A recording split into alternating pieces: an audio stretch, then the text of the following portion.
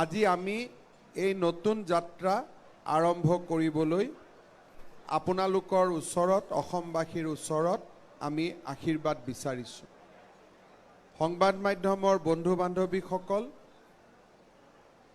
অহা কালি আমাৰ ৰাজ্য চৰকাৰৰ প্ৰথমখন কেবিনেটৰ বৈঠক অনুষ্ঠিত হ'ব আৰু স্বাভাৱিকতে সেই কেবিনেট বৈঠকত আমাৰ অসমৰ শেহতীয়া কোভিড পৰিস্থিতি আৰু ইয়াক মোকাবিলা কৰিবলৈ আমি যি প্ৰত্যাহ্বান গ্ৰহণ কৰিব লাগিব তাৰ বিষয়ে আমি আলাপ আলোচনা কৰিম। ভাৰতীয় জনতা পাৰ্টি আৰু আমাৰ দুইটা মিত্ৰ দলে অসমৰ জনসাধাৰণৰ সন্মুখত প্ৰতিশ্ৰুতি আৰু সপোন যাক বাস্তৱত ৰূপায়িত কৰিব পাৰি তেনেকুৱা বিভিন্ন কথা ৰাইজৰ সন্মুখলৈ আমি নিৰ্বাচনৰ সময়ত লৈ গৈছিলোঁ। 1 লাখ নিবনুৱা যুৱক যুৱতীক কৰ্মসংস্থাপন, অৰুণোদয় আঁচনিক এক নতুন মাত্ৰা প্ৰদান, মাইক্ৰ' ফাইনেন্সৰ ঋণৰ দুৰ্ব্যৱহাৰ আৰু ঋণৰ পৰা মুক্ত কৰাকে আদি কৰি কেইবাটাও প্ৰতিশ্ৰুতি আমি অসমৰ জনসাধাৰণৰ মাজত দাঙি ধৰিছিলোঁ। নিৰ্ধাৰিত সময়ৰ মাজত যাতে এই প্ৰতিশ্ৰুতিবোৰ আমি পালন কৰিব পাৰোঁ তাৰ বাবেও আমি নিশ্চিতভাৱে ব্যৱস্থা ল'ম আৰু আমি সময়ে সময়ে লৈ থকা সিদ্ধান্তসমূহ আপোনালোকক আমি অৱগত কৰিম। কোভিড পৰিৱেশ, আমাৰ নিৰ্বাচনী প্ৰতিশ্ৰুতি আৰু ইয়াৰ লগে লগে এখন বানমুক্ত অসমৰ, ফ্লাড ফ্ৰী আসাম, বানমুক্ত অসমৰ সপোনৰ কথাও আমি নিৰ্বাচনৰ সময়ত ৰাইজৰ আগত দাঙি ধৰিছিলোঁ। এই গোটেই দিশবিলাক আমি অহা কালিৰে পৰা আলোচনা কৰি নিৰ্ধাৰিত সময় সীমা সন্মুখত ৰাখি আমি আমাৰ কামত আগবাঢ়ি যাম। যোৱা 5টা বছৰত অসমৰ ৰাইজে শান্তি, প্ৰগতি আৰু বিকাশৰ এটা নতুন ধাৰা দেখিছিলে। বড়ো ভূমিত শান্তি প্ৰতিষ্ঠা হৈছিল, কাৰ্বি পাহাৰত শান্তি প্ৰতিষ্ঠা হৈছিল। মই আজিৰ এই মুহূৰ্তত আমাৰ নতুন মন্ত্ৰীসভাখনে অসমত বাকী ৰৈ যোৱা আন সশস্ত্ৰ সংগঠনসমূহকো শান্তিৰ আলোচনাৰ মাজলৈ উভতি আহিবলৈ আৰু শান্তিৰ আলোচনাৰ মাজেৰে অসমত স্থায়ী শান্তি আনিবৰ বাবেও মই তেখেতসকলক আগবাঢ়ি আহিবলৈ আহ্বান জনাম। বিশেষকৈ সংযুক্ত মুক্তি বাহিনী অসমৰ নেতা বা এই সংগঠনৰ নেতৃত্ব লোৱা পৰেশ বৰুৱা ডাঙৰীয়াকো মই অনুৰোধ কৰিম যে সশস্ত্ৰ সংগ্ৰামৰ পথ পৰিত্যাগ কৰি আমি অসমৰ জাতীয় জীৱনলৈ স্থায়ী শান্তি উভতাই অনাৰ বাবে সকলোৱে মিলি আলোচনাৰ মাজেৰে আমি সমস্যাসমূহ সমাধানৰ পথ প্ৰশস্ত কৰিব লাগিব। হত্যা, অপহৰণ এই ধৰণৰ ঘটনাই সমস্যা জটিল কৰে, সমস্যাৰ সমাধান নকৰে। মই বিশ্বাস কৰিম যে অনাগত 5টা বছৰত শান্তিৰ প্ৰচেষ্টাৰ মাজেৰে আমি সকলোকে আমাৰ জাতীয় জীৱনৰ মূল খুঁটিলৈ উভতাই আনিবৰ বাবে আমি সফল হ'ম। মই আপোনালোকক আমাৰ মন্ত্ৰীসভাৰ আটাইৰে হৈ পুনৰবাৰ আপোনালোকে নিৰ্বাচনৰ সময়ত, পৰৱৰ্তী সময়ত আপোনালোকে আমাক যি সহায় সহযোগিতা কৰিলে তাৰ বাবে ধন্যবাদ জনাইছোঁ আৰু আপোনালোকৰ জৰিয়তে পুনৰবাৰ অসমবাসী ৰাইজৰ পৰা আশীষ নিৰ্মালী বিচাৰিছোঁ। আপোনালোকে যদি কিবা জানিব বিচাৰে আমি ইয়াত আছোঁ, আপোনালোকক উত্তৰ দিয়াৰ বাবে আমি চেষ্টা কৰিম। মই আপোনালোকৰ মাজলৈ মই মঞ্চখন এৰি দিছোঁ।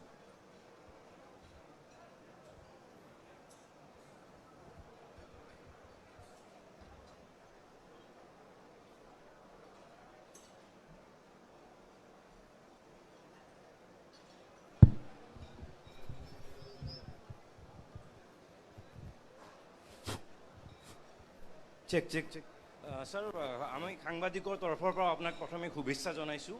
আৰু আপুনি এনেকুৱা এজন মুখ্যমন্ত্ৰী হ'ব যাৰ পৰা ৰাইজৰ প্ৰত্যাশাও খুব বেছি হ'ব, প্ৰত্যাশাটোৱে ক'ৰবাত প্ৰত্যাহ্বান হ'ব। গতিকে আজিৰ তাৰিখত খুব প্ৰত্যাহ্বানৰ সময়ত আপুনি মুখ্যমন্ত্ৰী হিচাপে শপত গ্ৰহণ কৰিছে। কোভিড এক্সট্ৰিম পৰ্যায়ত আছে। মোৰ প্ৰশ্নটো হ'ল যে প্ৰথম তিনিটা আপুনি কাম প্ৰায়ৰিটি আজি মুখ্যমন্ত্ৰী হিচাপে দায়িত্ব লৈ নিশ্চয় আপোনাৰ মনলৈ আহিছে, কাইলৈ কেবিনেট বৈঠক আছে। মোৰ প্ৰথম প্ৰশ্ন হ'ল যে তিনিটা কাম আৰু অনাগত 5 বছৰৰ বাবে আপোনাৰ কেনেকুৱা ৰূপৰেখা, কেনেকুৱা পৰিকল্পনা? চাওক, আজিৰ দিনত মই তিনিটা কামলৈ নাযাওঁ। প্ৰথম কামটোৱে হ'ব কোভিডৰ পৰিস্থিতি নিয়ন্ত্ৰণ কৰা আৰু কোভিডৰ পৰিৱেশৰ লগতে আমাৰ নিৰ্বাচনী প্ৰতিশ্ৰুতিসমূহ পালন কৰা আমাৰ আন এক গুৰু দায়িত্ব হ'ব। আৰু মই আশা কৰোঁ যে অহাকালিৰ কেবিনেটৰ পৰাই আপোনালোকে আমাক এখন কৰ্মক্ষম আৰু চৰকাৰ গঠনৰ 24 ঘণ্টাৰ ভিতৰতে কামত নামি পৰা এখন চৰকাৰ হিচাপে দেখা পাব। প্ৰত্যাহ্বান যিমানেই নাথাকক কিয়, প্ৰত্যাহ্বানে মানুহৰ মনত কাম কৰাৰ হেঁপাহো আনি দিয়ে। মানুহেতো এভাৰেষ্টতো উঠিছে, গতিকে প্ৰত্যাহ্বানৰ মাজেদি আমি কাম কৰিম আৰু আমি সফল হ'ম। প্ৰথমতে আপোনাক শুভেচ্ছা জ্ঞাপন কৰিছোঁ আৰু আশা সকলোৰে আছে। প্ৰত্যাহ্বানৰ কথা কৈছে, নিশ্চয়কৈ কোভিড পৰিস্থিতি অতিকে জটিল। আজি এই অনুষ্ঠানত আহি থাকোঁতে মই দেখিলোঁ বহুকেইটা কণ্টেইনমেণ্ট জ'ন দেখিছোঁ, ক'তো কিন্তু সুৰক্ষা ব্যৱস্থা নাই আৰু বাঁহৰ তলেৰে বহুকেইগৰাকী ব্যক্তি কণ্টেইনমেণ্ট জ'নৰ পৰা বিনা দ্বিধাই ওলাই অহা সময় দৃশ্য পৰিলক্ষিত হৈছিল। এই ক্ষেত্ৰত জিলা প্ৰশাসনে হয়তো নিশ্চিতভাৱে কোনো ব্যৱস্থা গ্ৰহণ কৰা নাই। গতিকে এই ক্ষেত্ৰত কিমান দূৰ কঠোৰ হ'ব চৰকাৰখনে বা কিমান ধৰণে ইয়াক নিয়ন্ত্ৰণ কৰিবলৈ সক্ষম হ'ব? মই এই প্ৰশ্নটোৰ উত্তৰ নিদিওঁ। অহা 3-4 দিন পিছত আপুনি মোক এই প্ৰশ্নটো আকৌ কৰিব। ছাৰ, প্ৰথমেই আপোনাৰ লগতে সমগ্ৰ মন্ত্ৰীসভালৈ শুভেচ্ছা জ্ঞাপন কৰিছোঁ। এতিয়া জটিল সময় ইতিমধ্যে আপুনি কৈছেই বা আমি সকলোৱে জানো, এই জটিল পৰিস্থিতিৰ পৰা সকলো সমাধান লাগিব বা সকলো আগুৱাই যাব লাগিব। কিন্তু কথাটো হ'ল বিভিন্ন ধৰণৰ প্ৰতিশ্ৰুতি আপোনালোকৰ চৰকাৰখনে দিছিল বা আপুনিও দিছিল, ইতিমধ্যে কৈছে সেইখিনি পূৰণ কৰিবৰ কাৰণে আপোনালোকে ব্যৱস্থা গ্ৰহণ কৰিব। কিন্তু তাৰ মাজতো দুটামান কথা আছে যে জনজাতিকৰণৰ পৰা আৰম্ভ কৰি NRCৰ প্ৰসংগ, এই গোটেই বিষয়সমূহ কিন্তু আপোনালোকলৈ ৰাইজে বাট চাই আছে, বিশেষকৈ NRCৰ ক্ষেত্ৰত। সেইটো সন্দৰ্ভত আৰু জনজাতিকৰণৰ সন্দৰ্ভত কেনেধৰণে গোটেই বিষয়খিনি ল'ব?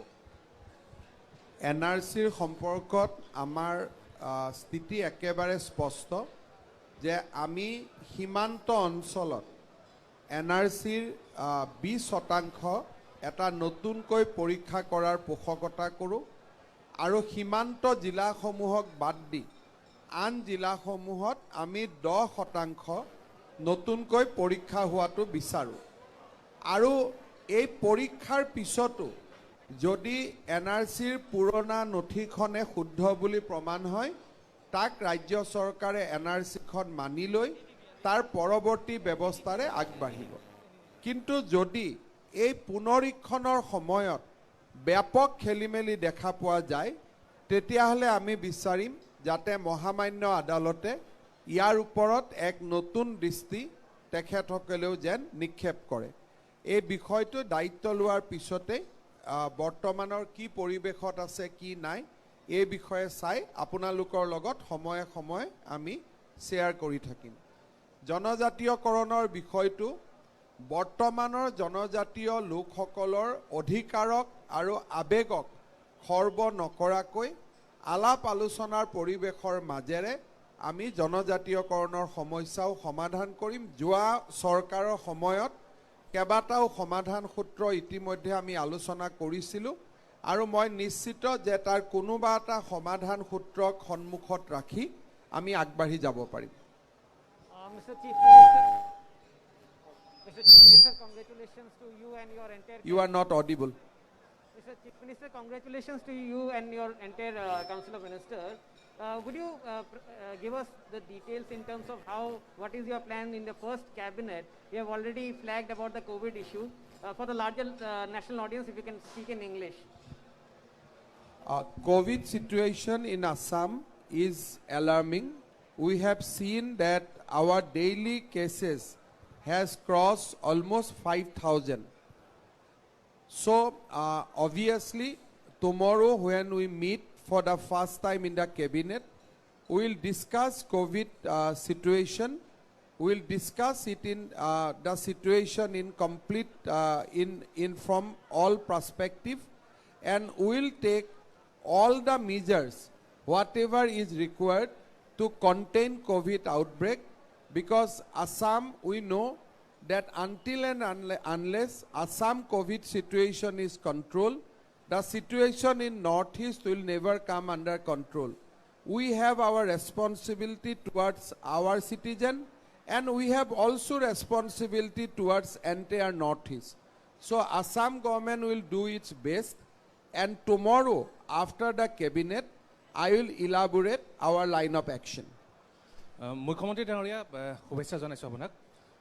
এটা কথা খুব চৰ্চালৈ আহিছিলে যে ৰাজকোষত পুঁজি নাই, এনেধৰণৰ বিষয়বিলাক খুব চৰ্চালৈ আহিছিলে আৰু ধাৰণাও কৰা হৈছিলে, বহুতে আশাও কৰিছিলে আপুনি দায়িত্ব ল'লে, আপুনি মুখ্যমন্ত্ৰী হ'লে এনেধৰণৰ বিষয়বিলাক চিন্তা কৰিব নালাগে। গতিকে এই বিষয়টো কেনেধৰণে মোকাবিলা কৰিব আপুনি এই বিষয়টো সন্দৰ্ভত? ৰাজকোষত তাৰ কিমান পুঁজি আছে কি নাই ইমান মই ফাইনেন্সিয়েল ইস্যুলৈকে যাব খোজা নাই। But আজিৰ ডেটত we have 7,000 crores in our treasury, which is fine. আৰু আমি ভাবোঁ যে আমাৰ যিখিনি উন্নয়ন আৰু বিকাশৰ কাম সেইখিনি সমাধান কৰিবলৈ বা সেইখিনিত আগবাঢ়ি যাবলৈ আমি খুব সুন্দৰভাৱে কাম কৰিব পাৰিম। আৰু মানুহে কোৱাৰ পৰিৱৰ্তে the financial situation in Assam, মই মানুহ বুলি কওঁতে যিসকল মানুহে তাক বিশ্বাস কৰি গৈছে তেওঁলোকক মই ক'ব খোজো যে we have one of the best fiscal situation in their country. So Assam is doing best, and Assam will continue to do the best, and there is absolutely no cause of concern on Assam finance. মুখ্যমন্ত্ৰী ডাঙৰীয়া আপোনাক শুভেচ্ছা জ্ঞাপন কৰিছোঁ। প্ৰথমে আপোনাক সুধিব বিচাৰিছোঁ, যিহেতু খিলঞ্জীয়াৰ ভিত্তিবৰ্ষৰ প্ৰসংগ এটা আছে যে 1951 চন 1971 চন, সেই বিষয়টোৰ সংক্ৰান্তত আপোনালোকৰ কেবিনেটৰ বা আপোনালোকৰ চৰকাৰৰ কেনেধৰণে আগবাঢ়িব অসম চুক্তি আৰু খিলঞ্জীয়াৰ ভিত্তিবৰ্ষ এই বিষয়টিক লৈ? চাওক, প্ৰথম কোভিডৰ পৰিৱেশৰ পৰা নিৰাময় হওক, কিছু কথা ৰাইজৰ লগত আলাপ আলোচনা কৰিব লাগিব, আৰু আমি ৰাইজৰ লগত আলাপ আলোচনা কৰি অসমৰ যি অস্তিত্বৰ প্ৰশ্ন তাক আমি সমাধান কৰাৰ বাবে চেষ্টা কৰিম। আৰু অবভিয়াছলি এই 5টা বছৰত অসমৰ যাতে সকলো অমীমাংসিত প্ৰশ্ন আমি মীমাংসাৰ ফালে লৈ যাব পাৰোঁ তাৰ বাবে আমি চেষ্টা কৰিম। মুখ্যমন্ত্ৰী ডাঙৰীয়া, প্ৰথমে আপোনাক অভিনন্দন জ্ঞাপন কৰিছোঁ। মই এটা বিষয় উত্থাপন কৰিব বিচাৰিছোঁ, যিহেতু সংবাদ মাধ্যমত এইকেইদিন চৰ্চাও হৈ আছে আৰু শেহতীয়াভাৱে বিগত 15 দিনত প্ৰায় 10টাকৈ নাৰী নিৰ্যাতনৰ ঘটনা সংঘটিত হৈছে। সেইদিনা ৰহাৰ চুমলীয়া ৰংহাংপি, গোগামুখৰ দীপশিখা শইকীয়া, এনেধৰণৰ যমুনামুখত এগৰাকী পিতৃয়ে নিজৰ মাতৃহাৰা কন্যাক ধৰ্ষণ কৰি 6 মাহ অন্তঃহত্যা কৰিছে। সেয়েহে নতুন চৰকাৰখনে যাতে ন্যায়িক ক্ষেত্ৰত মহিলা সবলীকৰণৰ কথা যিহেতু আছে, সেয়েহে শেহতীয়াভাৱে এনেকুৱা এখন আইন বা আপোনালোকৰ এই সমস্যাসমূহ যিহেতু আৰক্ষী প্ৰশাসনো আছে, কঠোৰতকৈ কঠোৰ এটা ব্যৱস্থা গ্ৰহণ কৰি যাতে দোষী শাস্তি পায় তাৰ বাবে কেনেধৰণৰ ব্যৱস্থা গ্ৰহণ কৰিব? আমাৰ আপুনি যিখিনি সমস্যাৰ কথা ক'লে সেইখিনি আমাৰ সকলোৰে সমস্যা। আমাৰ আই মাতৃসকল, ভাই ভণ্টি, বাইদেউ সকলোৱে এই অসমখনত সুৰক্ষিত অনুভৱ কৰিব লাগিব। এই ধৰণৰ প্ৰতিটো ঘটনাৰ লগত জড়িত অপৰাধীক শাস্তি প্ৰদান কৰা আমাৰ চৰকাৰৰ প্ৰাথমিক কৰ্তব্য হ'ব। আৰু মই আপোনালোকক নিশ্চিতভাৱে মই প্ৰতিশ্ৰুতি দিম যে আপোনালোকে এই গোটেইকেইটা ঘটনাৰ তদন্ত আৰু দোষীক শাস্তি দিয়া আপোনালোকে দেখা পাব। মুখ্যমন্ত্ৰী ডাঙৰীয়া, আপুনি যিহেতু আৰম্ভণিতে কৈছে যে শান্তিৰ স্বাৰ্থত পৰেশ বৰুৱা ডাঙৰীয়া আলোচনাৰ মেজলৈ আহিব লাগে, কিন্তু সেইটো বাস্তৱত আচলতে সেই কথা হ'বৰ কাৰণে যিটো আপোনালোকৰ চৰকাৰখনে পৰেশ বৰুৱাৰ সৈতে যিটো পোনপটীয়া যোগাযোগ বা তেওঁক মেজলৈ আনিবৰ কাৰণে যি ধৰণৰ পদক্ষেপ ল'ব লাগে, কিবা চিন্তা আপুনি কৰিছে নেকি এই মুহূৰ্তত? কাৰণ আপুনি আহ্বান জনাইছে, কিন্তু সেইটো যাতে বাস্তৱত এখন ৰূপ পায়, সেইটো কাৰণে আপুনি কিবা চিন্তা কৰিছে নেকি? চাওক, মেজলৈ আমিও আনিব লাগিব, তেওঁ আহিব লাগিব। দায়িত্ব দুইটা পক্ষৰে আছে। এনেকুৱা নহয় যে অকল আমি আনিব লাগিব, তেওঁ আহিব নালাগিব। তেওঁ আহিব লাগিব, আমিও আনিব লাগিব। গতিকে দুইটা পক্ষৰ মাজত কথা বতৰা হ'ব লাগিব। আৰু ডেফিনেটলি যদি আমাৰ মন আছে, তেখেতৰো যদি মন আছে, তেতিয়াহ'লে যোগাযোগ কৰাটো বহুত টান কাম নহয়। মুখ্যমন্ত্ৰী ডাঙৰীয়া, প্ৰথমতে শুভেচ্ছা জ্ঞাপন কৰিছোঁ আপোনাক। আপুনি কৈছে আপোনাক সকলোৱে জানে যে এজন ভিজনাৰী লিডাৰ বুলি আপোনাক সকলোৱে মানি ল'ব এতিয়া বাধ্য হৈছে বা মানি আহিছে। তো আপুনি কেনেধৰণৰ এটা ভিজন দেখিছে অনাগত 5টা বা 10টা বছৰত? কাৰণ অসমখন এখন সমস্যাজৰ্জৰ ৰাজ্য, বিভিন্ন সমস্যা আছে, আপুনি গোটেইখিনি জানেই। কেনেধৰণে আপুনি দেখিছে ইণ্ডাষ্ট্ৰিয়েলাইজেশ্যন কেনেকৈ হ'ব, কৃষি ক্ষেত্ৰত আমি কেনেধৰণে বেছিকৈ আগবাঢ়ি যাব পাৰিম, মানে আমাৰ GDP গ্ৰথটো কেনেকৈ হ'ব, 5খন ৰাজ্যৰ ভিতৰত যাবলৈ হ'লে কোনটো ৰোডমেপৰ দ্বাৰা আপুনি লৈ যাবলৈ বিচাৰিছে? চাওক, আমি যদি যোৱা 5টা বছৰৰ কাৰ্যকালক সূক্ষ্মভাৱে চাওঁ, অসমে এতিয়া সেই যাত্ৰাৰ পথত ধাৱমান হৈছে। GDP গ্ৰথত চাওক, এডুকেশ্যনত চাওক, লিটাৰেচি ৰেটত চাওক, এক্সেছ টু এডুকেশ্যন চাওক, ৰোড নেটৱৰ্ক চাওক, এতিয়া আমি তীব্ৰ গতিত লক্ষ্যৰ প্ৰতি ধাৱমান হৈছোঁ। আৰু মই ভাবোঁ যে আমাৰ চৰকাৰৰ প্ৰথমখন বাজেটত আমি তেনেকুৱা দিশ আমি দেখা পাম।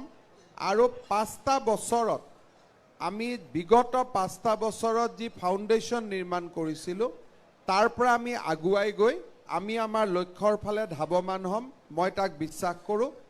ডিটেইল কি ৰাস্তা দি কি ধৰণে কৰিম, এই গোটেইবিলাক আমি আমাৰ প্ৰথম বাজেটখনত আমি নিশ্চয় ৰাইজৰ সন্মুখত দাঙি ধৰিম।